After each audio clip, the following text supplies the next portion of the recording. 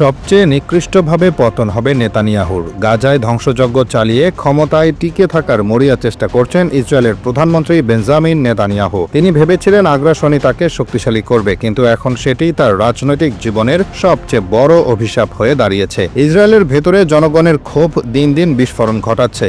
লাখো মানুষ রাস্তায় নেমে তার পদত্যাগ দাবি করছে। যুদ্ধকে কেন্দ্র করে মানুষের ঘরে লাশ ফিরছে, অর্থনীতি ভেঙে পড়ছে, আন্তর্জাতিক সমর্থন একের পর এক হাতছাড়া হচ্ছে। ক্ষমতায় টিকে থাকার যে আঁকড়ে ধরে খেলা তিনি খেলছিলেন, সেটি তার শেষ অধ্যায় লিখে দিচ্ছে।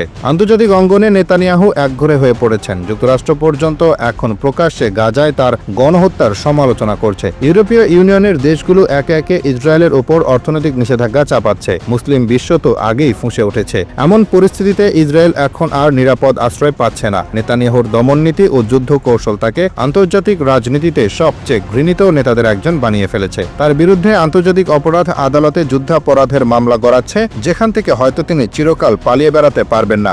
নিজ দেশের অভ্যন্তরেও পতনের আগুন জ্বলছে। বিরোধী দলগুলো একজোট হয়ে তার পদত্যাগ দাবি করছে। সেনাবাহিনীর ভেতরও অসন্তোষ বাড়ছে। হাজারো তরুণ সেনা ও সাধারণ নাগরিক মনে করছে নেতানিয়াহু নিজের রাজনৈতিক অস্তিত্ব বাঁচাতে জাতিকে এক ভয়াবহ যুদ্ধের দিকে ঠেলে দিচ্ছে। গাজার নিরপরাধ মানুষকে হত্যা করে যে ক্ষমতা রক্ষা করা যায় না, তা আজ জনগণ প্রমাণ করে দিচ্ছে। ইসরায়েলি পরিবারগুলো মনে করছে নেতানিয়াহুর হাতেই তাদের প্রিয়জনের মৃত্যু ও জাতির লজ্জাজনক পতন। ইতিহাস সাক্ষী, যারা রক্তের সাগর ডুবিয়ে নিজেদের ক্ষমতা অটুট রাখতে চেয়েছিল, তাদের পতন হয়েছে সবচেয়ে নিকৃষ্টভাবে। নেতানিয়াহুর পথও সেদিকে ধাবিত হচ্ছে। বিশ্ব আজ দেখছে গাজায় শিশুদের কান্না আর মায়ের আর্তনাদ তাকে তাড়া করছে। এই দায় কোনো শক্তি মুছে দিতে পারবে না। শেষটা হবে করুণ, সবচেয়ে নিকৃষ্ট, আর ইতিহাসে তার নাম লেখা থাকবে রক্তের কলঙ্ক হিসেবে।